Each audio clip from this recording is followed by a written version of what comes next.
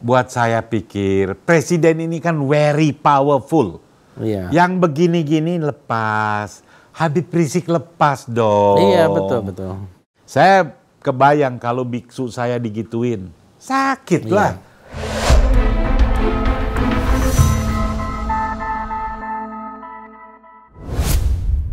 Assalamualaikum warahmatullahi wabarakatuh. Salam sejahtera untuk kita semua. Saudara-saudara, saya kedatangan seorang tamu, sahabat, kawan lama yang menurut saya termasuk orang yang berani gitu ya, dan mempunyai pandangan-pandangan yang kadang-kadang tidak terduga. Saya kenal beliau ini sebenarnya sejak lama, mungkin sudah lupa juga, waktu di zaman KNPI dulu. Saya jadi pengurus pusat KNPI. Nah, ini tamu kita di Fadlizon Official kali ini adalah Saudara Lius Sungkarisma. Ya. Saudara Lius Sungkarisma, saya ingat waktu itu adalah Ketua Umum Gema Budi kalau tidak salah. Generasi Muda Budis. Generasi Budis. Itu di tahun 96. Ya. Dan waktu itu agak kurusan sih. Sama saya juga agak kurusan. Nah, kalau sekarang kan katanya pakai Bung ya. Jadi Bung Lius ya. Iya. Nah, Iya. kita ikuti karena itu bagus ya. Iya. Nah, Bung Lius ini pada masa-masa Pilpres dan bahkan sebelumnya termasuk seorang tokoh Tionghoa yang kritis. Menurut saya tokoh Tionghoa yang nasionalis ya, Saudara Lius, karena sama-sama berani untuk menyampaikan apa yang menjadi kepentingan nasional, suara rakyat dan lain-lain. Karena itu saya ingin menggali lebih dalam dan saya kira kita ingin tahu pandangan-pandangannya yang kadang-kadang dianggap orang agak aneh. Ya, salah satunya misalnya meminta Habib Rizik dibebaskan. Nah, kalau tokoh Muslim yang meminta kan biasa. Nah, ini tokoh Tionghoa, Saudara Lius Sungkarisma, Bung Lius juga termasuk yang meminta itu. Dan banyak lagi. Kemarin ketika ada siapa itu ya, saya lupa itu namanya, itu ngomong soal Muslim pribumi. Nah, ya. Bung Lius ini juga mengatakan jangan memecah belah, ini udah selesai. Jadi kita senang sekali ada seorang tokoh Tionghoa yang nasionalis yang tetap juga menyuarakan suara rakyat.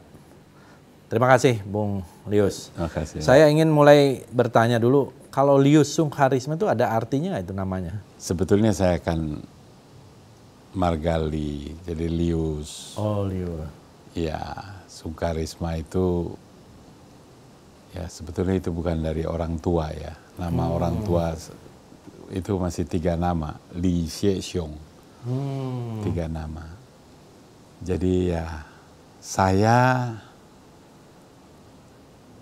bisa begini ini nggak lepas daripada KNPI. Ya. Tahun 86 itu Pak Gafur tanya, di Budis tuh nggak ada ormas pemudanya, karena kita dulu ormas masih wihara. Iya. Akhirnya kita bersemangat lah, semua komponen umat Buddha berkumpul bentuk Generasi Muda Budis Indonesia untuk bergabung di KNPI. Itu tahun 80 berapa? 86. 86. Saya jadi ketua umumnya. Iya. Ketua umum pertama di situ saya kenal tuh. Wah, FKPPI, AMPI, Pemuda Pancasila, HMI, PMI, Ansor. Ada 39 ormas. Itulah yang membentuk saya. Saya bukan, ada yang bilang, oh Hasilius mau cari panggung. Bukan. Kalau nasionalisme itu, kalau menurut saya, terbentuk dari saya pemuda wihara, akhirnya jadi kenal. Loh, ini ada HMI yang suaranya keras. Kalau rapat itu bisa sampai pagi, dia tarik terus. Kita kadang-kadang aneh juga. Ini apa yang didebatkan. Tapi lama-kelamaan, oh semua itu dalam konteks kepentingan negeri. Sampai Bung Fadlizon itu duduk di KNPI, saya juga ikut. Zaman Maulana Isman saya dipercaya jadi bendahara umum. Zaman Adiaksa saya jadi salah satu ketua. Nah ini membentuk dalam kondisi keadaan negara seperti ini. Kalau menurut saya kemarin selesailah Pilpres, pasangan nomor 1 dan nomor 2 sudah selesai. Apalagi sekarang sudah bergabung. Menurut saya sudah selesai. Kok masih ada yang kipas-kipas masalah pribumi, masalah kesukuan. Terus kayaknya sama umat Islam nih kayaknya sentimen banget gitu. Jadi menurut saya ini nggak sehat. Saya terus berontak juga gitu. Buat apa kalau gitu gua dulu ikut berorganisasi? Hah?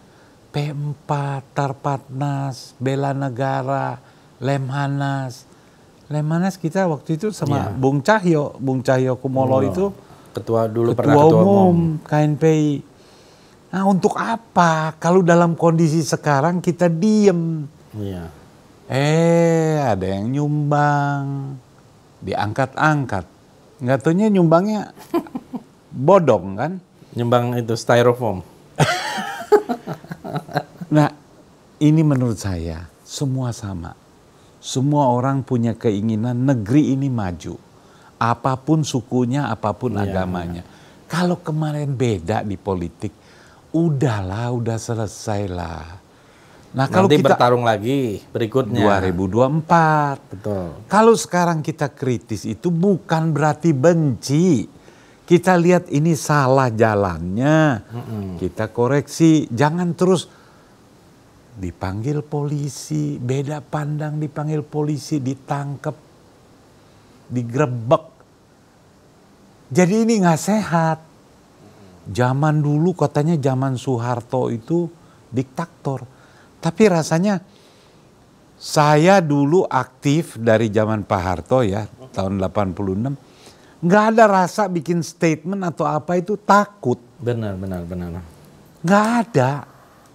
Karena kita yakin kita bukan mau mencelakakan negara. Tapi sekarang sih asli loh, saya sih takut, betul-betul takut. Takut, nggak berani sembarang ngomong. Cuma kalau orang Glodok bilang bohwat, nggak ada cara lagi. Orang lain bilang, Lius ini lu mesti yang ngomong Lius. Cuma lu nih yang berani ngomong nih. Ini bahaya nih ini orang nih. Kelihatannya kayak belain kita Tionghoa. Iya. Tapi dia nyerang Islam. Iya. Ini belain minoritas. Tapi ini sebetul ngadu nih. Ya kita bersuara lah. Maunya saya. Bukan lu jawab lagi apa yang gua ngomong. Lu berubah dong. Dan pemerintah ini panggil, nasehatin, ojo ngono. Udah selesai. Sekarang kritik apa kebijakan yang salah. Itu maunya saya. Tapi nggak terjadi loh. Mungkin sengaja bukan? Ya saya sih nggak berani ngomong dia sengaja. Tapi tugasnya adalah jangan biarkan rakyat ini terbelah.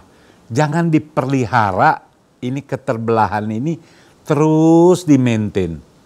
Jangan. Energi kebuang. Terus emosi jadi naik. Ini kan lagi COVID kan imun mesti bagus kan? Masih bagus. Kasih happy. Nah, saya senang tuh Presiden bilang PCR dari 1,5 juta turun. Jadi 500.000. 500.000. Senang, tapi kenapa baru sekarang Pak? Padahal saya tahu Bung Fadlizon pernah ngomong di TV di luar negeri 300.000. Harus di India 97.000. Aduh ngeri dah. Nah maksud saya di situ itu harusnya pemerintah atur. Panggil menteri-menteri terkait. Gua nggak mau tahu. Gua kepengen kayak di India. Kan power ada. Dan pasti bisa langsung kejadian. Ini yang saya. Ya udahlah. Kalau kemarin udah salah. Ke depan nih jangan lagi nih. Tiba-tiba saya dikagetkan. Ibu Megawati kan bilang, kasihan Pak Jokowi kurus, mikirin rakyat. Seingat saya dukung Pak Jokowi itu sejak beliau di Gubernur. Wali Kota Wali Solo. Kota. Kita minta Saya berani ngomong, mungkin saya yang pertama loh. 28 Juni 2011 di kompas.com. Andai Jokowi gubernur DKI. Kenapa saya minta dia jadi gubernur? Karena ketarik. Beliau ini mau gusur pedagang itu, dia undang makan sampai 50 kali lebih. Iya betul, 56 kali. Iya. Kita jatuh hati kan? Kalau aja orang seperti ini jadi gubernur di Jakarta, parkir Jalan Gajah Mada yang buruk, yang Foke bikin larangan parkir 24 jam, pasti nggak bikin susah tukang parkir, pedagang kaki lima, dan pemilik toko. Karena diajak dialog. Ini enggak, Foke ujuk-ujuk larangan parkir. Itu yang menyebabkan saya mau Jokowi. Di situ saya lawan Foke. 2012 kita langsung dukung Jokowi. Tapi sekarang hilang itu barang. Yang hilang apa? Kebiasaan Pak Jokowi yang katanya demen dialog, sejak jadi presiden itu, gubernur masih oke. Kita masih gampang ketemu, kongko. Tapi jadi presiden, itu kayaknya pintu istana ditutup buat yang beda pandang. Buat oposisi itu nggak ada. Iya. Tapi yang diundang, influencer-influencer dia, artis-artis yang dukung dia. Yang nggak dukung nggak diundang. Nggak pernah ada. Itu nggak sehat. Menurut saya presiden itu harus mengayomi semua. Selesai pilpres, dia udah jadi presiden. Semua kelompok harus diayomi. Dia dengar. Apa sih lu ribut apa sih? Kenapa sih? Cariin jalannya. Itu yang saya mau. Makanya Ibu Mega begitu ngomong, Jokowi sampai kurus mikirin negara. Saya pikir enggak. Memang dari dulu beliau kurus. Kita saksi lah ya. Kita jadi saksi. Dia susah gemuk. Iya. Makan enak juga susah gemuk. Karena memang kebiasaannya udah. Metabolismenya. Metabolismenya. Kalau Kolius makan dikit kita naik ya. Jangan Kolius aja dong. Saya juga. Kita banyak ketawa, hati senang, lepas. Jadi cepat gemuknya. Ini baru-baru ini majalah Ekonomis ya, itu menulis katanya Pak Jokowi ini menjanjikan reform, menjanjikan reformasi. Tapi dianya lah yang berubah. Jadi dia diubah oleh kekuasaan. Artinya memang boleh dibilang tadi apa yang Kolius katakan bahwa ada perubahan. Ya, dulu menjanjikan perbaikan-perbaikan tetapi justru tidak terjadi. Mungkin berarti apa yang ditulis oleh majalah Ekonomis ini benar dong. Ini kalau mau jujur ya, jangan bilangin kita benci lagi. Teman saya bilang, Lius, nawacita. Saya sebetulnya nggak gitu perhatiin. Tapi begitu saya baca nawacita, kayaknya nggak ada loh yang dipenuhin. Revolusi mental. Apa yang berubah? Malah makin parah. Khususnya korupsi ya. Dulu kita bangga betul. Saya kalau ada KPK itu, wah kita dukung. Kalau sekarang sejak dirubah ini, kan Pak Jokowi janjiin kalau beliau dilantik itu nanti akan dibikin perpu, kasih penguatan kepada anggaran, termasuk ya powernya lah, orangnya, rekrutmennya. Tapi ternyata waktu itu kan yang datang tokoh-tokoh, termasuk Pak Emil Salim, Pak Mahfud MD. Tapi enggak juga kan, setelah beliau dilantik malah gila, bisa ada yang nggak lulus tes wawasan kebangsaan. Hah? Iya. Orang udah puluhan tahun duduk jadi pejabat di KPK nangkepin koruptor kelas gede, bisa dibilang nggak lulus wawasan kebangsaan. Aduh, saya jadi ngeri gitu. Kok jadi begini? Padahal itu kan dia bilang, Harun Masiku, aktifkan saya bungkus sore ini. Dia udah tahu ada di mana. Kenapa itu nggak Pak Jokowi tertantang sih? Iya. Kalau saya punya power kayak jadi presiden, langsung yang ngomong gitu, lu jangan ngomong doang. Hari ini lu aktif, tangkap. biar kita nih rakyat yang lagi susah ngadepin COVID, ada hiburan. Imun naik Imun karena naik, ada harapan. Iya. Kalau ini kita drop karena apa? Ini orang penyidik yang lagi pegang kasus besar yang udah tahu tersangkanya di mana mau ditangkap, mau dipecat November ini karena nggak lulus tes wawasan kebangsaan.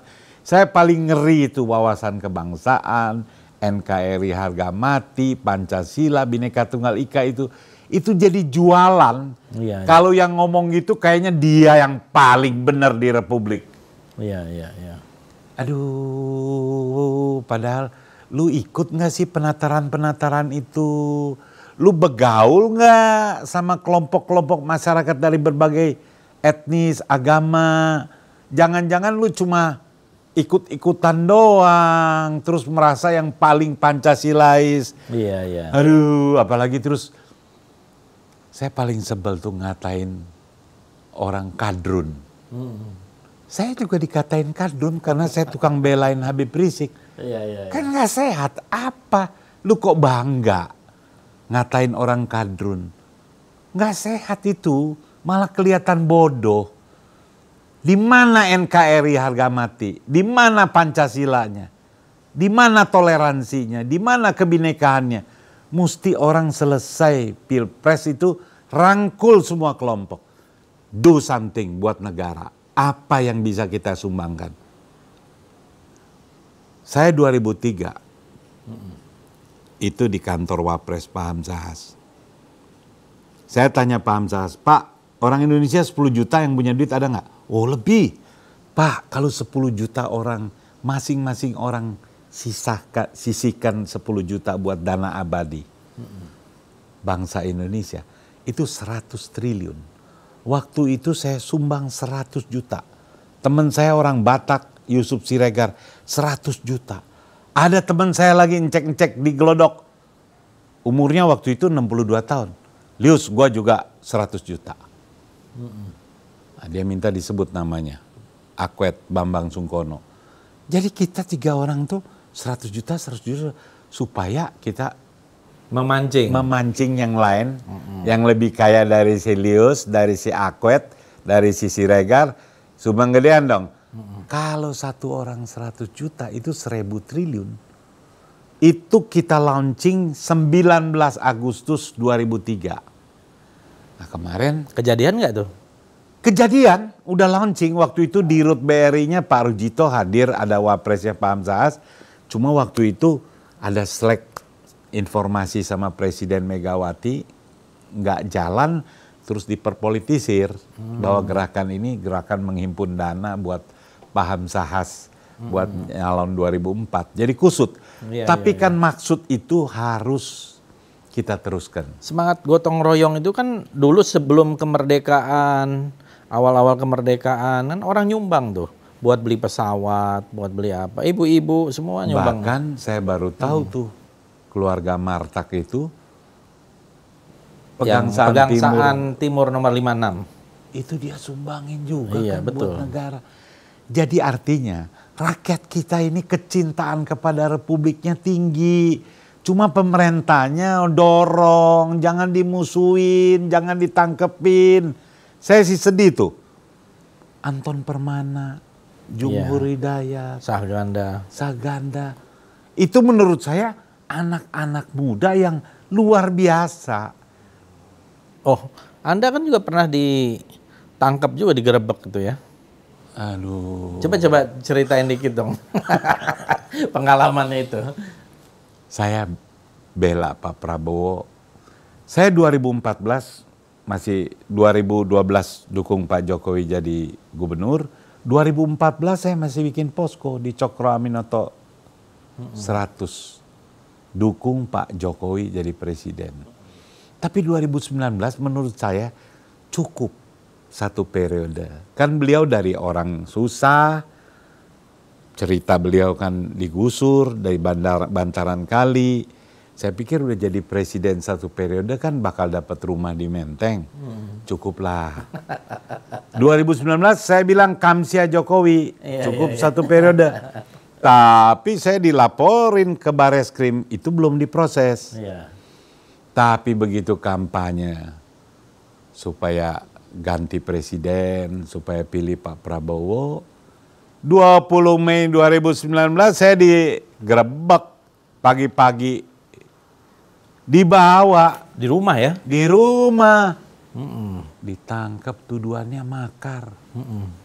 Teman saya bilang makar 20 tahun lu Lius sampai seumur hidup. Ada teman saya yang nggak berani ketemu. Lius, sorry ya Lius ya. Wah usaha gua, karyawan gua banyak nih. Lu 20 tahun ya gua sih sorry nih nggak bisa apa-apa. Oh gitu ya? Kalau lu bunuh orang gua masih bisa tolong nih. Begitu seremnya. Nah, Berapa lama itu Kolyus ya? ya bagus 2 minggu. 2 minggu ya. Tapi saya ingat itu di masa Kolyus ditahan itu di Polda Metro, saya sempat datang nengok Egy Sujana dan Kolyus. Dan yang saya lihat itu Kolyus dalam 2 minggu itu turun 8 kilo ya. Iya, 8 kilo. 8 kilo. 116 keluar saya 108. Tapi saya jadi saksi lah bahwa Kolyus ini termasuk yang berani. Karena tidak kelihatan ada apa sedih atau apa namanya kayak menangis atau apa gitu. Kayaknya menikmati aja gitu. Ya, ke-1 saya kan latihannya meditasi. Jadi begitu masuk sel tikus itu 2 kali 3 meter besi ditutup, terus cuma ngintip nih. Wah perasaan, wah ini ruangan isolasi di meditasi nih. Cuma bedanya kan meditasi dibuka, kalau ini dikunci. Iya. Itu yang bikin stres. 5 jam kita duduk kan melek, di sini lagi. Nah itu yang bikin, ya tapi kita nikmati. Karena apa?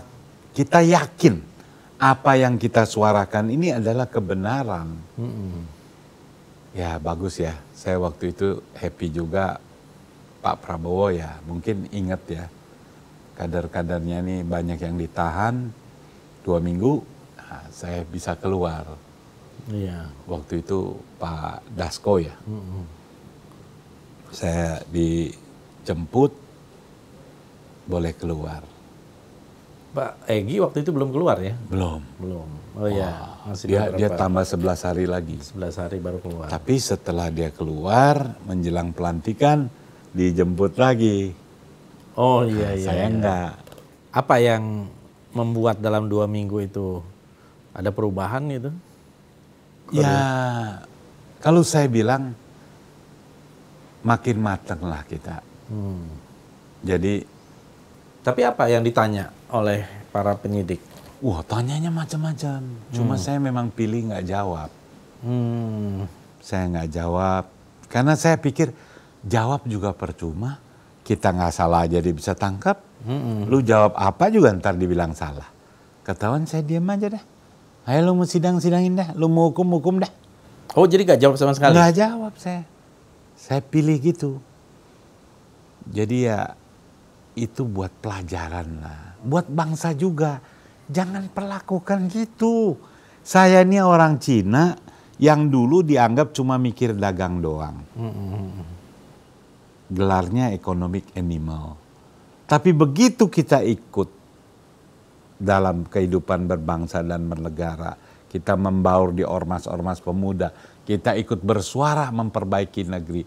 Kita 2003 mikirin supaya bangsa ini ada gengsi, pride-nya bangkit, punya dana abadi, sekian ratus triliun bahkan ribuan triliun.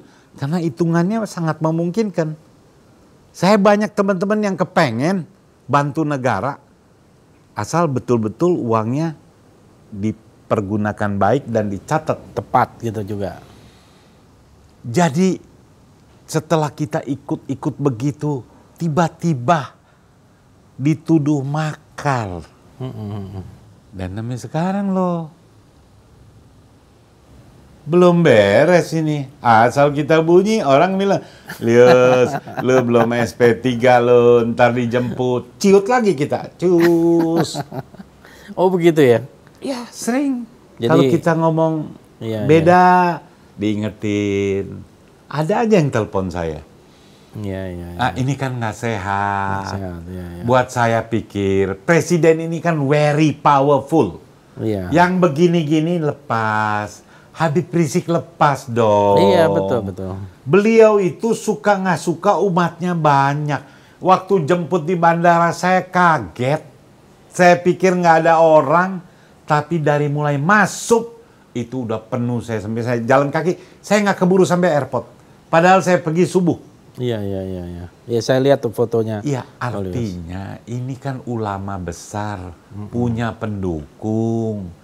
Jangan diperlakukan gara-gara di Bogor rumah sakit Umi. Hah? Cuman ngomong saya sehat gitu. 4 tahun. Iya. Kan gila. Saya kira gini ya, kalau presiden yang punya power, dia kan dengar ada perlakuan yang tidak adil. Udah gitu 3,5 tahun terkatung-katung di Arab Saudi. Iya. Itu menurut saya negara dosa itu. Abai melindungi warga negaranya. Orang mau pulang kok. Dibilang pulang-pulang aja, nggak ada duit, saya beliin tiket. Itu kan nggak boleh. Itu nggak boleh. Itu harus dilindungi. Saya kebayang kalau biksu saya digituin. Sakit lah. Jangan bilang, wah itu nggak semua orang Islam dukung Habib Rizik. Ngerti. Tapi kan banyak yang dukung dia. Jangan menyakiti hati umat. Hargailah. Itu baru penghayatan Pancasila. Kalau malah diledekin, kadrun lah, ini. Dan pemerintah ngambil tindakan, itu menurut saya salah. Dilaporin kan banyak. Pendukung Habib banyak yang laporin, tapi nggak ada yang diproses. Iya.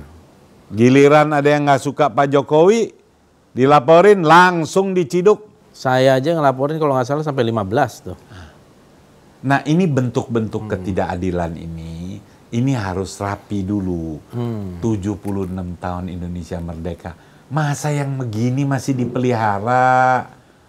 Selesaikan, undang nih. Model Bung Fadlizon ini kan, saya berkeyakinan bener nggak ada pikirannya mau bikin negara ini rusak. Mau bikin maju, cuma beda. Gua nggak suka juyu gini. Dialogkan dong. Ajak ngopi di Istana Bogor. Undang itu Rocky Gerung, Egy Sujana. Undang Riza Ramli. Siapa-siapa yang beda undang. Ajak kongko. Menteri-menterinya ajak. Iya. Kalau perlu di-shoot supaya rakyat lihat. Jangan malu. Gak usah malu karena presiden ini memang dikasih power, dikasih tugas untuk menyerap aspirasi dan jalankan yang terbaik. Saya waktu ikut 411 karena diundang ya dengan saudara Fahri Hamzah waktu itu. Terus sebulan kemudian diundang ke istana. Waktu itu masih wakil ketua DPR, ngobrol di belakang. Saya bilang ke Pak Jokowi, Pak, kalau saya penasehat presiden ketika itu, saya anjurkan Bapak waktu itu menerima delegasi dari 25 ulama yang lagi demo. Datang, diajak dialog. Karena kan waktu itu memang diutus 25 orang. Tapi presiden tidak tahu, tidak ada di tempat. Malah ke Cengkareng bikin acara. Akhirnya kembali ke Istana Bogor atas saran para penasehatnya mungkin ketika itu. Jadi ini yang membuat ada semacam kemacetan tadi yang Bung Lius katakan tadi. Harusnya dialog itu dibuka supaya negara ini kan bukan hanya milik pemerintah, bukan hanya milik penguasa, tapi milik seluruh rakyat. Nah, mereka yang ingin ada perbaikan, ingin ada keadilan, kalau saluran-saluran hukum itu sudah tepat pasti kan nggak ada di jalanan. Betul nggak? Kan Kolius ikut juga di 212 ya? 411. Saya mulai ikut ya? 411. Oh, iya, saya betul, ngerasain ditembakin gas air mata. Iya. Aduh, saya ngimpi itu. Kalau diterima di teras istana, ngopi, dahsyat itu. Iya, selesai. Iya, karena tuntutannya kan ketika itu adalah adanya keadilan. Ya, waktu itu kan memang tuntutan dari tokoh-tokoh umat Islam, ulama, kiai ini loh. ada yang dianggap menistakan agama, dihukum dong sesuai dengan aturan. Kan kira-kira itu sebetulnya. Iya. Saya ikut itu.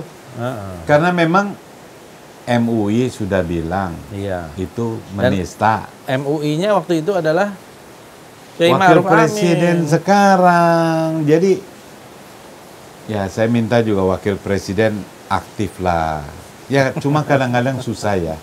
Saya lihat nih banyak yang kalau udah dapat jabatan, terus takut lepas, makanya nggak berani bicara. Nah itu salah, tetap bicara. Karena sejarah akan mencatat kan, siapa-siapa dulu bicaranya apa, sekarang apa. Apalagi sekarang, jejak digital. Aduh, Ya kan? itu yang menurut saya harus, dan presiden ini sekarang harus buka, masih ada kesempatan 3 tahun lagi mimpin. Jadi jangan curiga,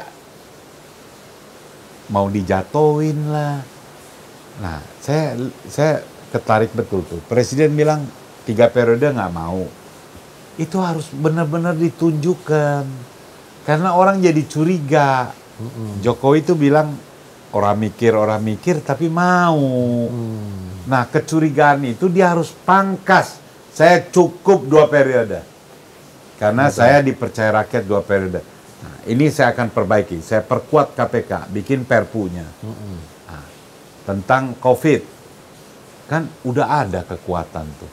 Kekuatannya luar biasa. Aduh, anggaran 3 tahun dia bisa tentuin sendiri. Hah? Iya betul. Nggak bisa dikriminalisasi. Makanya gila-gilaan. Harga semua naik. Nah, ini sebenarnya kan juga nggak benar. Kalau ngomong salah lagi kita. Oh enggak, itu masih kritik, nggak apa-apa. Nggak ada penghinaan. Enggak, ini harus kita bicara. Kalau nggak bicara ini salah juga. Iya. Jadi maksud saya, kekuasaan udah dikasih, action dong. Harga-harga ini 500.000 kita hargai. Cuma saya sih terang-terang loh. Iya. Kenapa lu baru sekarang ngomong? Kenapa nggak ngomong samain sama India? Paksa. 97.000. Iya, naik 2 kali lipat lah, 200.000. Kemarin vaksinasi hampir berbayar. Ada yang berbayar gitu. Bagus bersuara ya masyarakat ya. Makanya bukan apa ya, saya bukan memprovokasi. Kita rakyat Indonesia bersuaralah. Walaupun ada bayang-bayang ditangkap. Ya ikhlasin aja lah. Ikhlasin aja lah. Karena Itu semua kalau mau ditangkap, berapa orang yang mau ditangkap coba? iya. kan? Jadi Dan nggak sehat. nggak sehat. Luar negeri nanti lihat, kok Indonesia jadi begini? Dan sudah ada penilaiannya. Oh ada ya? Ada. Kan demokrasi kita dianggap udah turun. Indeks demokrasi turun. Rankingnya udah tinggal 102. Bayangin dari sekian negara kita ranking 102. Aduh. Kalah sama Timor Leste. Nah, jadi kan di satu sisi kita bangga-banggakan demokrasi, bangga-banggakan sebagai negara demokrasi ketiga terbesar di dunia. Iya. Tapi orang baru ngomong sedikit, nah seperti Kaulius waktu itu ditangkapin. Ahmad Dhani hanya ngomong Iya. idiot dan ludah. Nah, tapi sekarang begitu ada kasus seperti Akiditio, bingung. Nah, ini kan harusnya jadi jurisprudensi. Kan tidak ada yang dirugikan sebetulnya. Nah, jadi ya memang kita mengalami sebuah zaman yang banyak paradoksnya gitu. Tapi kalau kita ngelihat ke depan nih Kaulius ya, saya kira kalau ada semacam politik identitas ya, menurut saya sih politik identitas itu tidak ada masalah, karena pasti terjadi dimanapun. Di Amerika sekalipun ada politik identitas. Misalnya kalau dia dari daerah mana, dia akan mendukung orang itu dan sebagainya. Yang kita tidak boleh ini kan memecah belah gitu ya. Nah, belakangan ini kita melihat upaya-upaya itu yang seringkali ada, misalnya BPIP bikin lomba. Aduh, itu Ya kayak kan? nggak ada. Bagaimana kan BPIP ini harusnya menyatukan, Tapi dia malah memperuncing hal-hal yang sebetulnya sudah tidak ada lagi masalah. Soal hormat bendera menurut hukum Islam. Lagu Indonesia Raya menurut hukum Islam. Saya termasuk yang ikut pertama itu. Menolak itu. Dan akhirnya juga banyak netizen. Ya. Jadi netizen ini seperti e-demokrasi gitu loh. Saluran yang paling jelas ini kayaknya adalah sosial media. Akhirnya minta maaf dan ganti tema. Tapi kalau ini terus menerus ya, ini kan kasus per kasus yang begitu banyak, kan capek juga kita menghadapinya. TKA, saya kira masalahnya bukan dari Cinanya, tapi orang lagi susah, lagi PPKM, dibatasi bahkan gerak kita di mana-mana, tiba-tiba datang. Betul nggak itu? Betul, betul. Betul itu. Jadi kalau saya lihat ini persoalan pengambilan kebijakan yang kadang-kadang tidak sensitif dan kurang empati gitu.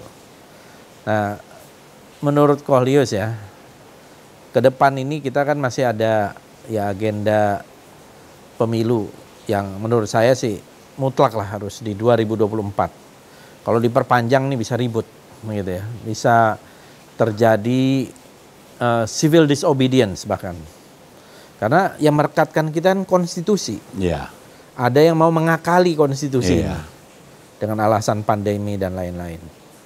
Nah, Kohlyoos membayangkan tuh pemimpin itu kayak apa itu ke depan Indonesia ini? Kalau saya lihat 2024 oke, itu kan aturan konstitusi juga. Tapi jangan diakal-akalin. Misalnya, presiden threshold itu penting dibuka loh. Itu kan kita alami itu. Saya awalnya itu ikut ke Mahkamah Konstitusi juga. Ikut menggugat juga? Ikut ngoceh, ikut pasang pasang baleho juga. Punya poster saya. Jangan, karena itu cost-nya terlalu besar sekali. Kalau sekarang dibikin cuma batasnya 20% ya. Itu kan banyak yang tidak ada kesempatan. Tidak ada kesempatan. Itu melanggar juga kan Undang-Undang Dasar 45. Tapi kalau diakal-akalin, hakimnya juga udah, itu bukan rahasia lagi. Nah, ini mestinya Presiden Jokowi ini kan udah 2 periode. Jangan dikasih angin-angin, tambah lagi 1 periode, dikasih angin, perpanjang 3 tahun terus ngiler. Jangan. Enggak, lu jangan cari muka. Kan ini kata-kata Jokowi juga. Lu jangan cari muka. Jadi jangan yang di bawah ini menjilat lah. Jangan jilat-jilat. Yang jilat mah banyak. Sebab kalau Jokowi jadi lagi, mereka inilah yang berkuasa.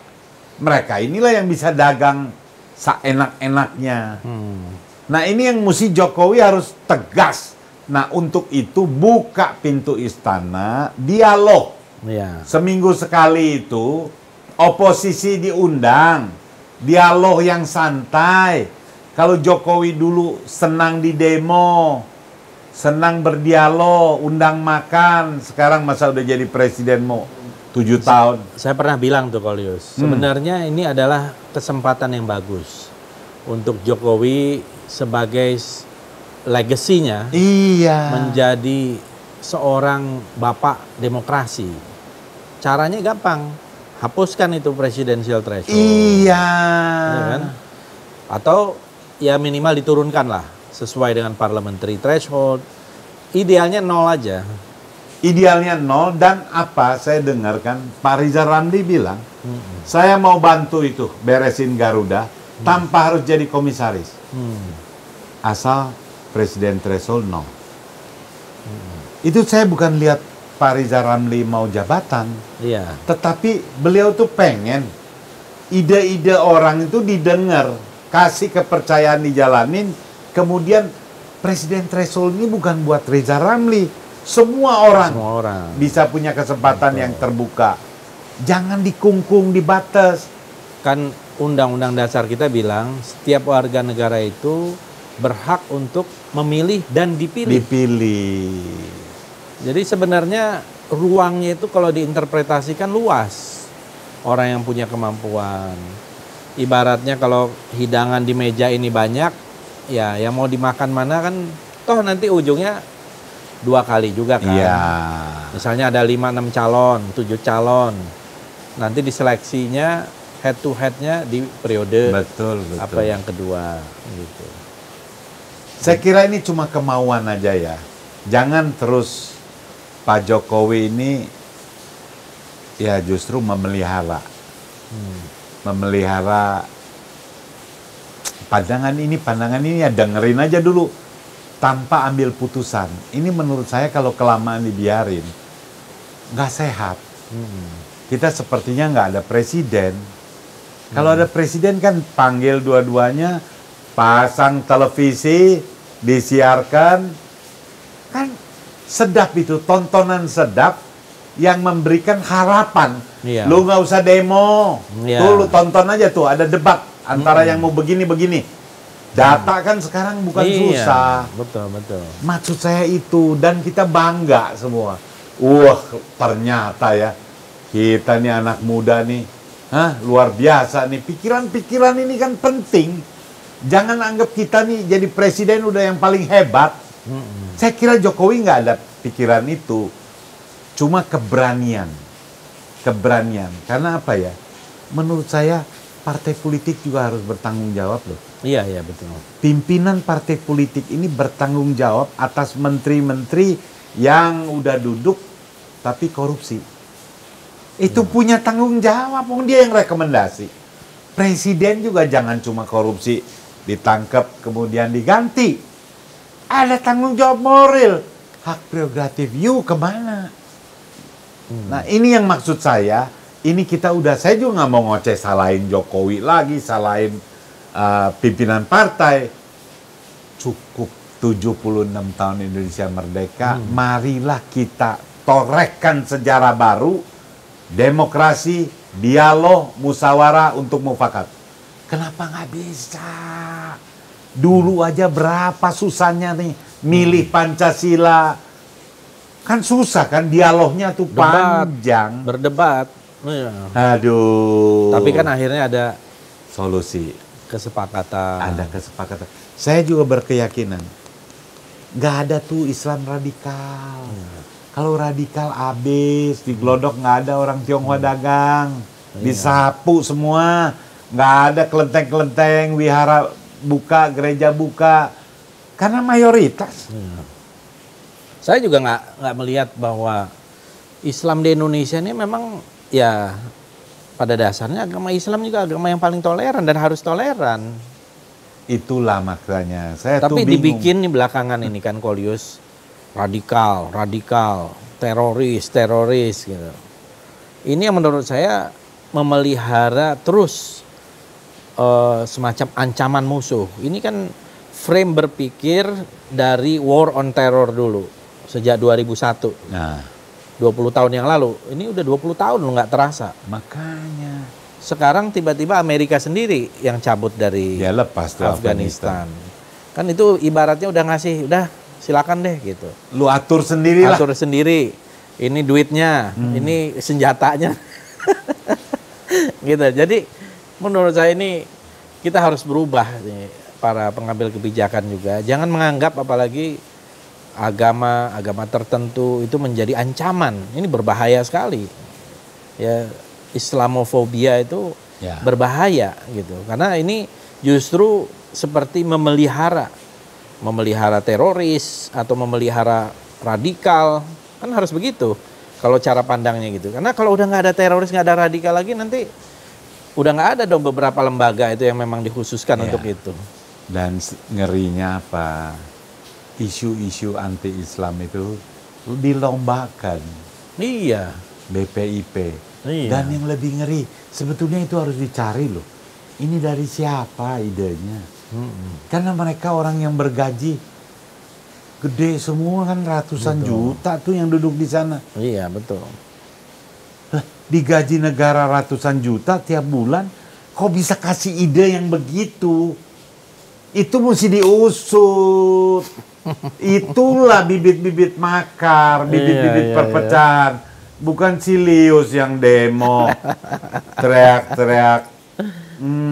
Nah, ini maksud saya. Iya.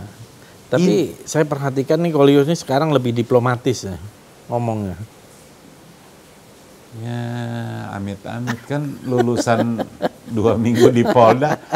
Apalagi Egy Sujana itu 41 hari kan. Apalagi Ahmad Dhani hampir setahun loh. Iya. Itu gila loh. Menurut saya inilah yang nggak boleh. Ini negara harus berani akui. Ya salah tempo hari udah eksiden lah, pembelajaran buat kita. Iya. Diundang rame-rame. Kan enak kan? Coba itu lihat kasus mural kan. Tiba-tiba langsung diburu. Ininya dihapus. Terus Pak Jokowinya sendiri mengatakan tidak akan proses, langsung berubah. Itu adalah ekspresi seni. Coba bayangkan. Tapi orang jadi nggak percaya kenapa. 75 anggota KPK itu kan Pak Jokowi udah bilang tes itu wawasan kebangsaan jangan bikin mereka tuh jadi keluar dari. Tapi kan jalan juga kan Pak Jokowi diem aja. Jadi akhirnya kita pikir jangan-jangan Jokowi yang suruh nih ngomong doang di depan. Nah ini kan nggak boleh, maksud saya jangan begini. Beliau pernah ngomong gitu, panggil. Jadi rakyat tuh ada happy. Kalau gini kan meningkatkan imunitas ya. Imun pasti naik karena ada harapan. Kita lagi susah dan nanti kebersamaan. Gotong royong itu akan jalan sendiri. Saya yakin kalau negara ini mengayomi rakyatnya dan pidatonya hari-hari Pak Jokowi itu mesti menyemangati rakyat, memberikan kebebasan. Anggaran ini ngeri loh. Ada rumah sakit yang kerjanya setengah mati, terus belum dibayar. Padahal ribuan triliun kan. Iya. Coba kalau Pak Jokowi insentif juga ada yang belum dibayar. Coba kalau Pak Jokowi ini duit ribuan triliun bagi ke rumah sakit. Nih lu gua kasih titip 50 miliar. Rawat semua rakyat yang sakit. Rakyat dihimbau jaga pakai masker. Protokol kesehatan. Protokol kesehatan dijaga. Itu rakyat akan patuh, nggak usah disuruh. Yang lapar telepon nomornya ini. Dikirim makanan. Nggak usah tunggu Pak Jokowi. Rakyat juga pasti tetangganya akan bantu. Tetangganya pasti jalan. Karena orang Indonesia itu jiwa sosialnya tinggi. Coba kita lihat. Lee Darmawan, kapalnya tenggelam. Semua sumbang. Dari satu malah bisa beli berapa kapal. Orang yang mau beli nasi padang cuma 5.000. Semua orang bergerak. Nyumbang. Sampai 100-an juta.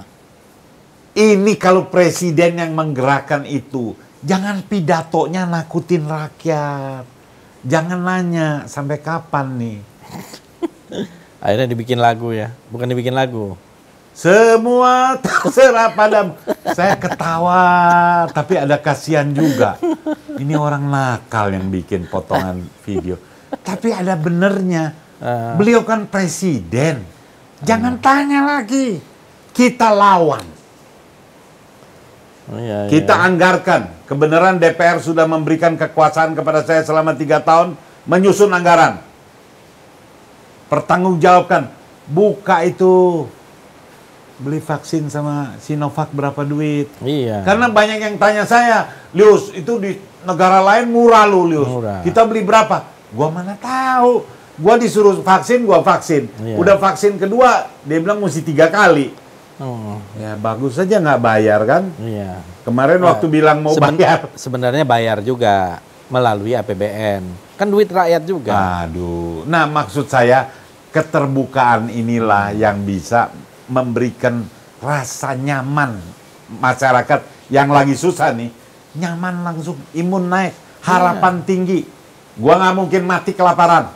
Betul. Gua sakit nih rumah sakit, duitnya udah standby dari negara, udah dititip di rumah sakit. Contoh aja nih Lius, laptop Nah, laptop 10 juta.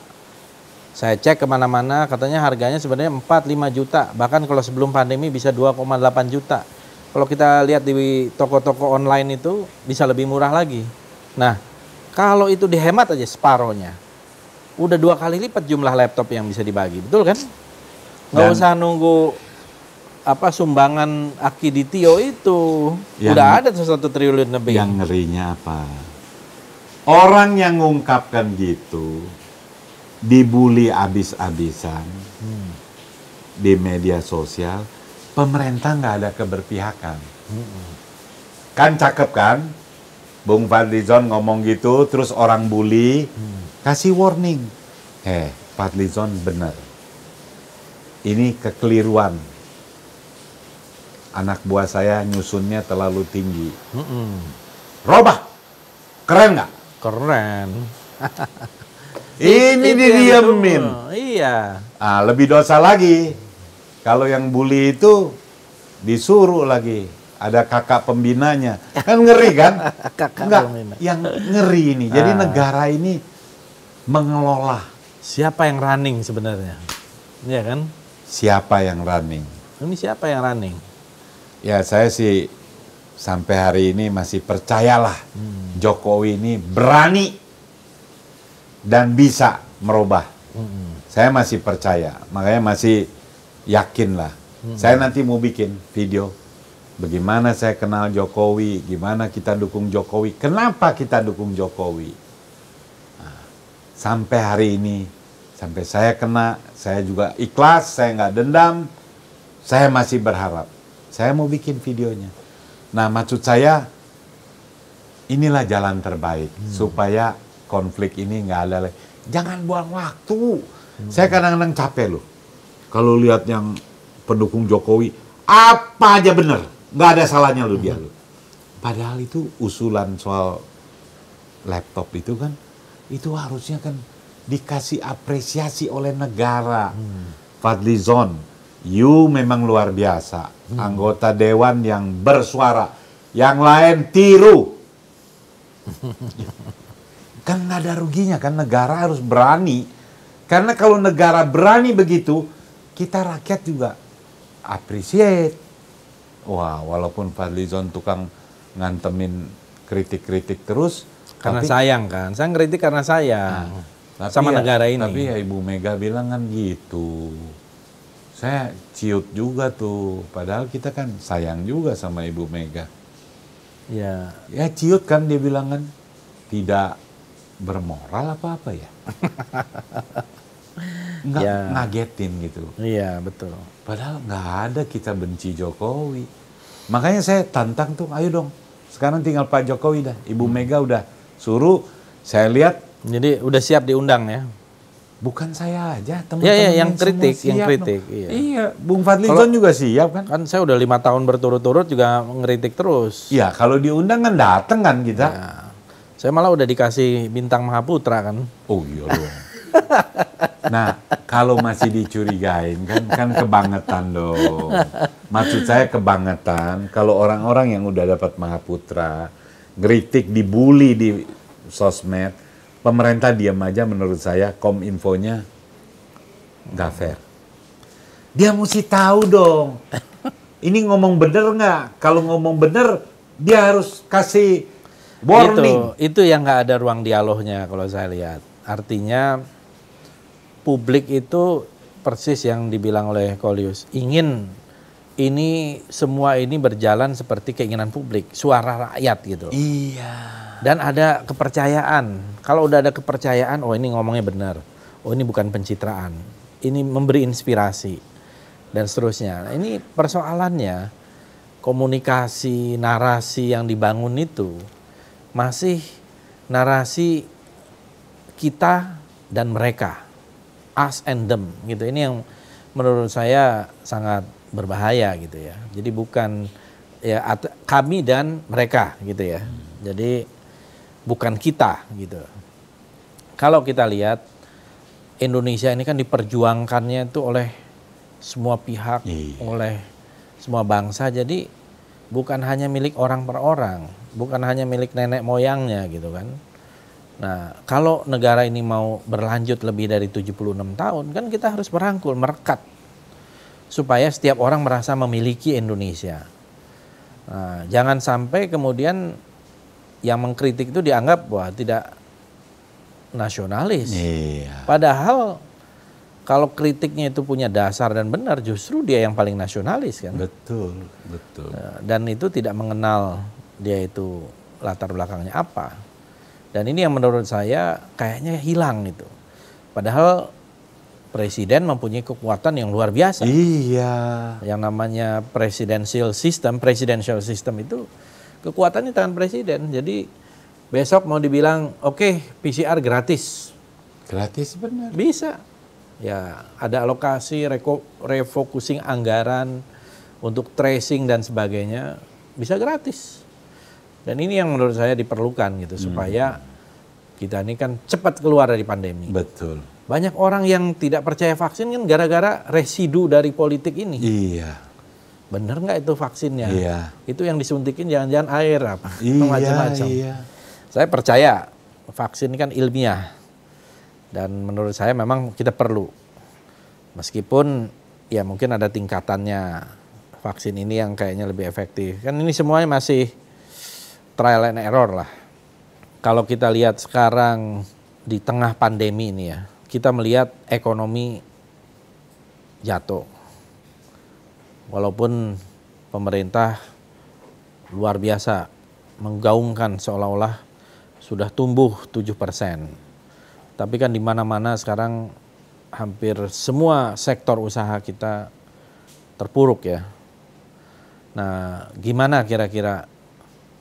Atau kalau misalnya ada saran ini untuk komandan lapangan penanganan COVID, ya, kira-kira apa sarannya? Memperbaiki penanganan COVID. Kan kita banyak kritik. Kritiknya itu jumlah yang meninggal itu 120.000 ya sekarang nih, udah lebih. Ketika dibutuhkan oksigen tidak ada. Ketika dibutuhkan rumah sakit penuh. Ketika dibutuhkan obat-obatan atau vitamin yang mendukung imunitas itu tidak tersedia. Salahnya di mana itu? Awal COVID itu, saya udah teriak itu. Yang cocok komandan lawan COVID itu adalah Menteri Pertahanan.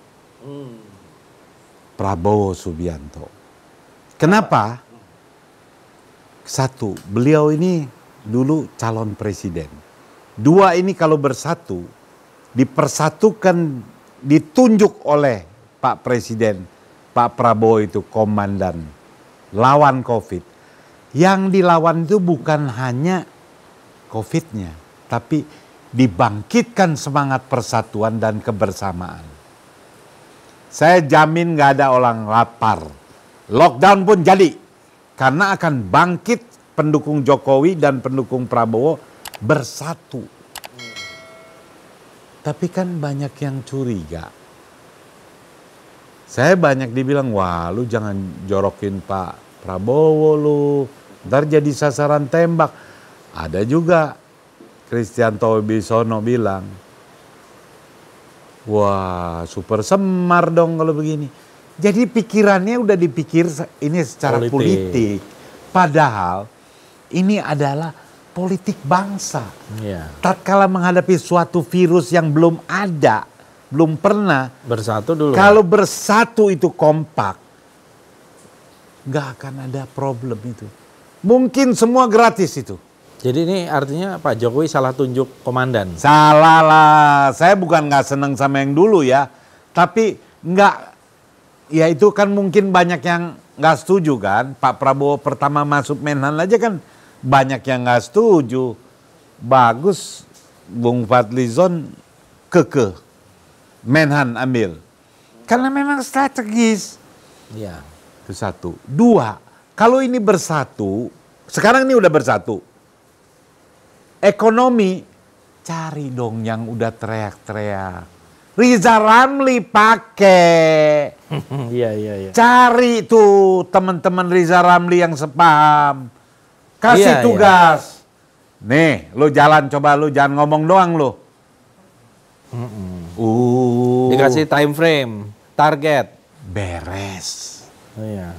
Jangan terus dipertahankan yang udah 7 tahun masih begini-begini aja. Itu kan dulu dipertahankan karena ada kecurigaan, karena desakan dari pimpinan partai politik yang mendukung. Harus ini, harus ini. Sekarang 3 tahun ini udah lepas. Jangan lagi ngiler mau diperpanjang 3 tahun atau 3 periode. Udah 3 tahun ini gua kerja habis-habisan nih. Bangkit semangat rakyat. Buka rekening Solidaritas Umat Peduli Modal Nasional sebagai dana abadi 1708-1945. Yang punya uang sumbang di rekening ini. Akan dicatat dalam sejarah. Pemerintah kasih piagam penghargaan. Beres. Jadi tadi kalau 100.000, 10 juta orang 10 juta orang yang punya uang, Iya. masing-masing nyumbang 10 juta, itu udah 100 triliun. 100 triliun. Tapi menurut saya 10 juta kecil. Wong saya tahun 2003 aja, saya kan bukan orang kaya. Tapi karena kecintaan kita, wah ini buat dana abadi bangsa Indonesia. Saya kasih 100 juta, itu 1.000 triliun. Udahlah, percayalah. Ini bangkit. Tapi ada syaratnya kan, duitnya nanti tepat sasaran. Duit ini dana abadi. Kumpulin dulu. Daripada pinjam ke luar negeri, pinjamlah ke rekening ini. Nah, komposisi kabinet udah bukan yang sekarang. Sorry ya, saya bukan nggak percaya yang sekarang. Udah 7 tahun kok nasibnya kita nggak berubah-berubah nih. Hah? Ya udah, maksud saya bukan lu salah. Iya. Op dulu. Coba ganti pola lain. Iya. Cara lain. Jangan keke aja masih mau terus. Aduh, kasih yang lain. Yang punya konsep lain, ayo. Ibaratnya nih dokter, resepnya itu aja. Sakit kepala ini resepnya. Itulah. Sakit perut resepnya ini juga. Ganti. Kalau udah ganti, kasih waktu 6 bulan. Kan kelihatan kan perubahan apa enggak. Dan spirit rakyat ini, kepercayaan rakyat ini akan bersatu. Nggak ada lagi yang bully-bully. Karena malu. Lu masih bully-bully orang. Norak lu. Kalau sekarang malah dipuji. Hebat. Terus hantem. Fadlizon tuh memang tuh nggak bener. Dia belum tahu riwayat Fadlizon ngumpulin. Ini budaya bangsa ini. Saya bukan apa ya. Jarang orang mau nyimpenin kekayaan sejarah bangsa seperti Bung Fadlizon. Ini harus diapresiasi. Aduh, bukan yang cuma gaya punya duit, naik private jet apa. Aduh, itu mah udah biasa lah. Bukan hebat kalau menurut saya. Ukuran sukses orang tuh bukan dari kekayaan. Dari apa yang dia perbuat. Saya suka ditanya orang, Silius bikin apa? Hah, protes-protes. Saya sampai lupa loh, 2003 saya pernah menggagas dana abadi loh. Gagasan bagus itu. Dan saya sumbang, bukan ngomong doang. Saya pikir-pikir 100 juta bukan kecil tuh 2003 tuh. Nah, sekarang nggak jalan, jangan salahin saya kan. Negara harusnya mengkampen ini, mendorong ini. Udahlah, baser-baser ini stop. Bikin kalau yang masih jelek-jelekin orang yang beda, itu dia teriakin rame-rame, norak lo. Ah, kalau udah begitu aja udah keren. Iya. Orang semua berpikir, apa, konsep lu apa buat negeri? Kalau Bung Fadlizon begini lu apa? Kalau Riza Ramli begini lu apa? Kalau Rocky Gerung ini apa? Ini kan enggak. Giliran ada yang beda, dicari jeleknya. Si inilah, aduh. Kadang-kadang, dan saya bingung kok pemerintah diem aja. Coba kalau ini ditertibkan kan jadi sehat kan? Jadi sehat. Semua yang ngomong di sosial media, pikirannya bagus. Kalau beda, nggak usah jelek-jelekin pribadi-pribadi. Apa konsep lu? Coba diadu. Kalau perlu dibikin dialog. Kalau lagi COVID, Zoom, kan keren. Orang nonton. Jadi ada dialektika. Yes. Ada diskursus. Ya, ini kayak nggak nyambung gitu ya, disconnected gitu. Dia terus masih jalan. Dia cerita ini, kita udah nunggu, udah lapar nih, masih cerita naik 7%. Di mana naik? Memang naik. Buat orang sebagian itu kekayaannya nambah. Iya. Yang jual obat, yang jual vitamin, ini semua naik. Yang kerja dan untungnya gede. tambang itu semua naik. Tapi yang dagang kecil, habis tutup. Yus, gue udah nggak dagang nih. Iya. Dan itu semua yang kena. Ya dari macam-macam latar belakang, ya kan? Nah ini yang mesti diperhatikan. Dan menurut saya lawannya itu yaitu roh kemerdekaan, roh kebangsaan ini harus dibangkitkan. Dan sekarang hilang itu. Nggak ada rohnya lagi. 76 tahun ini nggak ada. Hah? Kecuali bendera, bikin meme, NKRI, Dirgah. Aduh. Itu. Jangan teriak merdeka, malu aku. Ada kan puisi siapa itu? Saya ikut baca juga tuh. Karena kok kayaknya bener nih. Lu teriak merdeka, tatkala garam masih import, singkong masih import, lahan dikuasai. Iya. Malu. Nah ini yang mesti jadi PR kita bersama. Ibu Mega punya tantangan ini, kita harus jawab. Pak Jokowi jangan sungkan lagi. Karena Ibu Mega selaku Ketua Umum Partai PDIP sudah membuka pintu. Sebenarnya kan Presiden bisa aja bikin namanya breakfast meeting. Nah, ya kan pagi-pagi undang yang kritis-kritis ini dari kalangan civil society. Nanti minggu depannya undang misalnya kalangan media. Ini yang bahaya ini adalah kalau hanya dengerin dari orang-orang sekitar yang asal Bapak senang kan. Yang membawa berita-berita bagus, tidak ada masalah, semua terkendali, sangat terkendali gitu. Saya bahkan curiga Pak Jokowi nggak baca tuh berita-berita. Semua yang disajikan oleh staf-staf yang dia baca, bukan yang langsung. Karena yang teriak itu sebetulnya udah banyak. Kayaknya nggak kedengeran. Makanya yang paling cocok diundang. Selesai itu. Tahu semuanya. Bagus juga itu ya. Jadi misalnya ya mekanismenya saya pikir gitu. Dulu sebenarnya Bung Karno juga di tahun-tahun 50-an itu juga melakukan itu.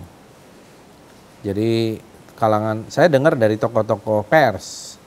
Jadi tokoh-tokoh pers yang keras-keras itu juga, waktu itu pers masih berfungsi. Karena kita masih di era demokrasi parlementer ya. Jadi diundang, diajak makan, apa pikirannya. Dan nggak baperan. Bahkan Bung Hatta aja mengkritiknya tajamnya luar biasa. Bikin satu pamflet, buku kecil yang judulnya Demokrasi Kita, tahun 60. Keras sekali kritik Bung Hatta kepada Bung Karno. Tapi ya berjalan ya, walaupun Bung Karno juga menurut saya dalam periode-periode tertentu juga sangat otoriter gitu ya. Nangkepin banyak tokoh-tokoh waktu itu yang jadi pahlawan-pahlawan bangsa kita juga. Sultan Syahrir dan lain-lain. Mungkin ada pengaruh juga dari orang sekitar. Tapi satu periode yang lain Bung Karno itu sangat menerima masukan-masukan yang pas gitu. Kita kan khawatir seringkali pemimpin itu jatuh karena orang-orang di sekitarnya. Iya. Kan lebih banyak begitu, dia dikelilingi. Dulu Tsar Nikolai II itu di Rusia juga gitu. Dia sampai bingung nggak tahu. Kok orang-orang ini ada demonstrasi di depan istananya. Kok mereka demonstrasi kata dia. Kenapa mereka demonstrasi? Saya kan Tsar gitu. Mereka kan harusnya hormat sama saya, sayang sama saya, kok demonstrasi. Dia nggak tahu apa yang terjadi. Ada Rasputin gitu. Mungkin sekarang juga kebanyakan Rasputinnya itu yang di sekitar. Saya yakin lah kalau Pak Jokowi sebetulnya bisa ya, asal dia mau. Iya. Nah, jadi mudah-mudahan kalau orang Islam bilang tuh mendapat hidayah. Gitu ya. Artinya hidayah politik itu loh. Ya kan? Supaya kembali berpihak pada rakyat, kembali ke yang disebut oleh ekonomis tadi. ya, ini masih ada waktu. Sebenarnya 3 tahun. 3 tahun cukup. Dan demokrasi kita yang merosot ini bisa kembali. Keren. Ya, saluran-saluran politik dibuka kembali. Betul. Yang sudah mampet. Kemudian mengaktifasi kembali pengawasan kontrol di lembaga-lembaga legislatif dan juga lembaga yudikatif yang benar-benar menegakkan hukum, bukan untuk mengabdi kepada kekuasaan. Saya yakin kita masih ada harapan gitu. Saya sih taruh harapan tinggi ya, khususnya KPK ya. KPK jangan suruh nangkepin sampai daerah-daerah. KPK khusus nangkepin jaksa yang nakal, polisi yang nakal, hakim yang nakal. Cukup fokus 3 aja itu. Kalau korupsi biar jaksa sama polisi. Kalau KPK itu khusus 3 instansi itu, beres. Ini kan yang bikin kusut. Kita lihat jaksa bukan ini ya, kan tahu. Pinangki ya. Iya ya. Udah kena masih terima gaji, kan menyakitkan hati rakyat itu. Diskon 60%. Hukumannya diskon 60%. Itu kalau KPK itu perpunya itu khusus nangkepin jaksa nakal, maka sisanya jaksa baik semua yang bekerja nangkepin koruptor nakal. Polisi juga gitu. Kan Joko Chandra kan bisa lolos dari itu kan ada polisi. Oknumnya. Iya, ada oknum polisi.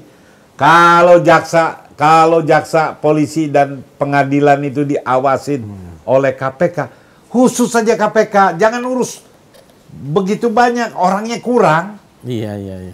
Akhirnya, jadi nggak puguh itu. Coba kalau dia fokus 3 instansi itu dia awasin terus. 3 instansi ini benar, maka di masyarakat pemberantasan korupsi lancar. Iya. Jadi Jokowi bikin perpu tentang KPK, buka itu dialog, masukan-masukan dari masyarakat. Menteri yang nggak benar ganti, jangan takut lagi. Udah 3 tahun terakhir masih takut sama partai politik, kebangetan. Iya. Rakyat akan berpihak itu. Iya. Partai mana yang berani kerjain Jokowi, besok habis nggak ada yang pilih. Keberanian itulah sekarang saatnya supaya rakyat ada percaya dan ada harapan. Sekarang boleh gua miskin, sekarang boleh gua utang, gua akan bayar. Ini kalau semua ini orang-orang bagus yang mimpin, yang anak-anak kita yang sekolah di luar negeri yang pinter-pinter juga balik pulang karena ada. Bangkit roh kebangsaan, roh kemerdekaan ini ada lagi setelah 76 tahun. Bangga jadi orang Indonesia, ya kan? Taufik Ismail nggak akan bilang saya malu. Dia akan bilang saya bangga jadi orang Indonesia. Ini yang penting, lebih daripada infrastruktur, lebih daripada jalan. Orang boleh nggak makan, tapi bangga sebagai bangsa Indonesia. Dia akan tunggu, one day kita akan diagungkan oleh dunia. Dan kalau ini kompak, dunia akan melihat penanganan COVID hanya Indonesia yang bukan hanya lawan virus, tapi melawan korupsi, mensejahterakan rakyat, berbarengan membangkitkan kecintaan rakyat kepada bangsanya. Udah kita tenang aja dah hidup tuh. Ini yang kita mesti ambil. Iya. Nggak kuat kalau kita sendirian. Tapi kalau rame-rame, beres. Iya. Nggak ada yang nggak bisa. Merdeka ini juga kan rame-rame semua. Rakyat bangkit. Karena pidato Bung Karno yang menginspirit semua. Iya. Ulama. Takbir. Sekarang dielek-elek, dioyok, di ngenyek-ngenyek. Aduh, itu kan nggak ngerti dia perjuangan. Itu dibutuhkan sekarang. Semua bergerak. Beres. Iya.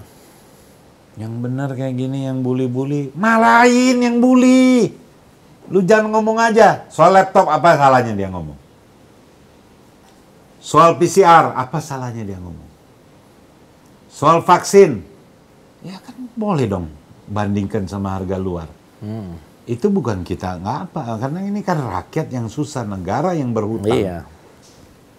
Ini presiden kalau tiap hari dia pidatonya menyemangati rakyatnya untuk bersatu, untuk bersama-sama, membuka semua problem negeri, keterbukaan, duit kita cuma segini, belanja kita segini, saya kasih ini gratis, saya kasih ini.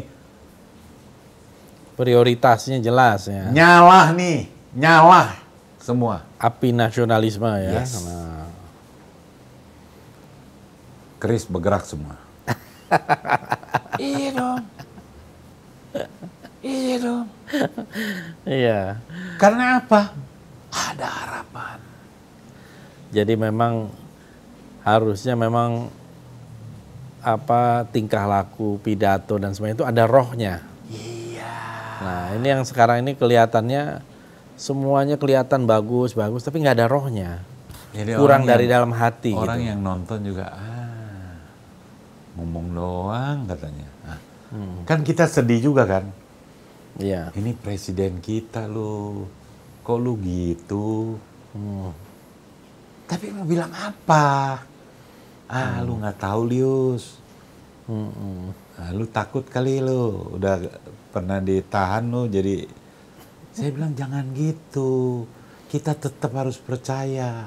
Kompak sama-sama. Betul nggak Mas? Iya benar-benar. Ya, saya kira ini bagus sekali ya. Omongan dari Kolius, dialog yang lepas ya. Tentang isu-isu aktual yang kita hadapi dalam rangka 76 tahun kita merdeka. Ya. Jangan sampai kita mengalami kemunduran. Dulu kita sudah sangat maju. Kebineka tunggal ikaan kita sudah maju. Hampir selesai itu. Iya. Bahkan sebenarnya selesai di tahun 28 waktu Sumpah Pemuda. Namanya aja Sumpah Pemuda. Udah bersumpah dari berbagai macam golongan. Ada di situ dari berbagai macam daerah. Untuk sebuah kesadaran. Kok tiba-tiba sekarang kita seperti mau memecah itu gitu. Ini yang kita sangat sayangkan juga ya. Artinya apa omongan-omongan tadi yang Kolius bilang itu Pancasila, NKRI, lama-lama ini mengalami inflasi. Nilainya jadi hilang. Kebanyakan diomongin tapi nggak ada maknanya gitu. Ini mudah-mudahan bisa didengar dan bisa menyadarkan gitu bahwa kita ini sedang mengalami sebuah krisis. Di samping krisis kesehatan, krisis ekonomi, tapi adalah krisis kepemimpinan sebenarnya. Tidak harus hanya di tingkat teratas, tapi semua level. Dan leadership crisis ini yang mungkin perlu kita perbaiki. Karena tadi apa kata presiden itu kan harusnya menjadi sebuah keputusan. Kalau keputusan itu baik, hasilnya baik. Kalau keputusan itu jelek, hasilnya jelek. Nah, dulu ada pepatah juga kan mengatakan garbage in, garbage out. Kalau ini masuknya ini sampah, ya keluarnya bisa sampah juga. Ini mungkin di sekitar presiden ini juga harus ada perbaikan. Mungkin orang-orang seperti Kolius ini perlu jadi penasehat juga nih. Siap Pak. Biar kita ke istana dong. Enggak, kalau yang penting apa? Bicaralah jujur. Saya hari ini kalau mau ikut yang cuma muji-muji doang bisa juga. Bisa. Tapi nggak ada manfaatnya.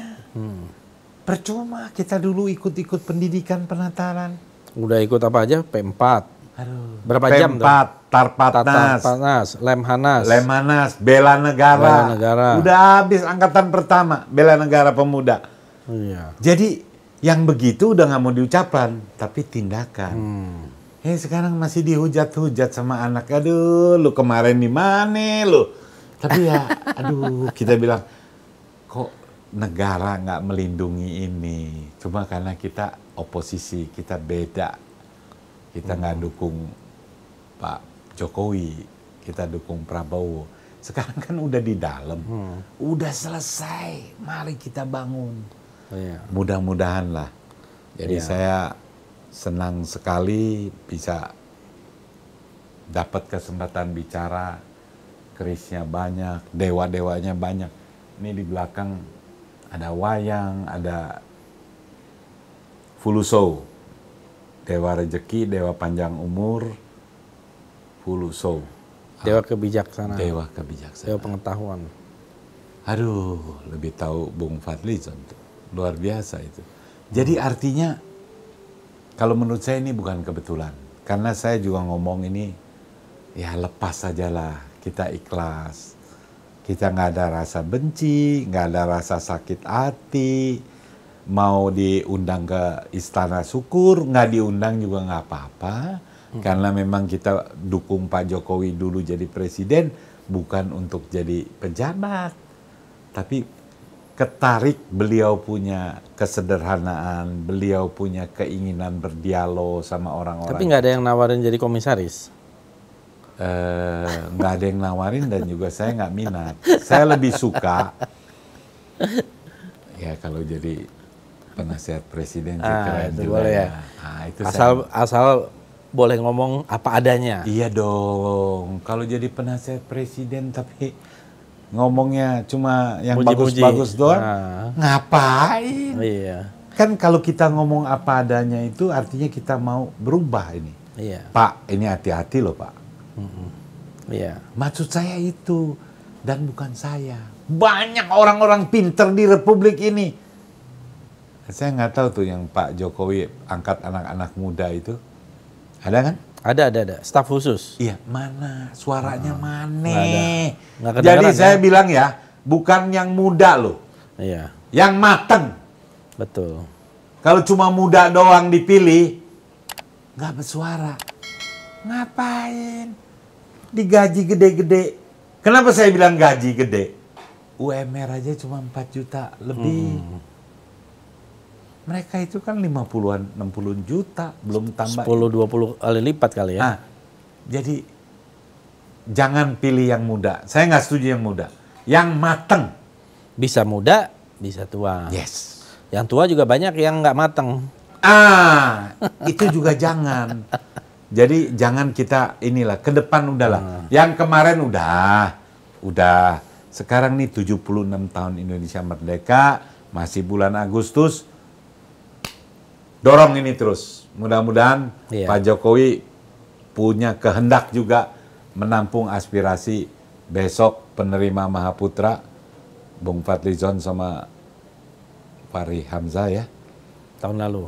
Ya, karena itu kan boleh bilang oposisi yang dapat Mahaputra kan.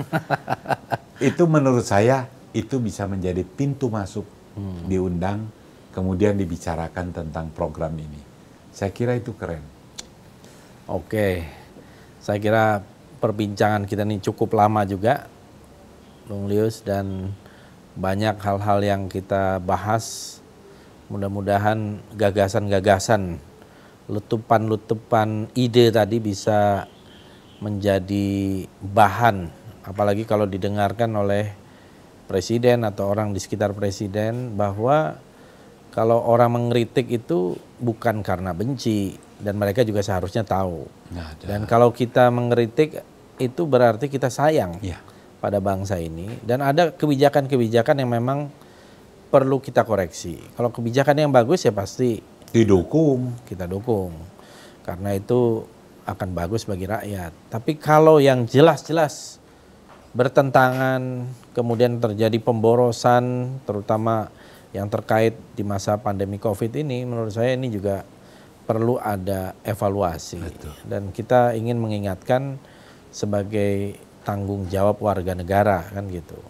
Dan Kolius ini sudah membuktikan sebagai warga negara bertanggung jawab untuk menyuarakan apa yang dirasakan, dan saya juga bersaksi juga ya, Kolius ini berjuang buat kepentingan rakyat ya. Mudah-mudahan konsisten terus. Siap, siap. Dimanapun berada maksudnya. Siap, siap.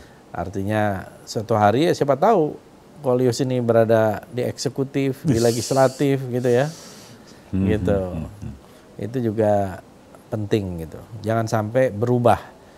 Karena kita berharap termasuk kepada presiden juga, ya waktu yang sangat sedikit tinggal 3 tahun ini, bikinlah sebagai upaya untuk meninggalkan legacy yang baik bagi bangsa dan negara. Terima kasih. Terima kasih. Kolyus, terima kasih banyak. Mudah-mudahan kita semua diberi kesehatan, kebaikan, dan pandemi segera berakhir. Terima kasih. Terima kasih, saudara-saudara. Perbincangan ini dengan Bung Liu Sung Kharisma menjadi semacam pencerahan bahwa kita ini berada di tengah pandemi, tetapi tidak boleh kita berhenti untuk melakukan hal-hal yang baik bagi bangsa negara dalam kapasitas kita masing-masing. Assalamualaikum warahmatullahi wabarakatuh.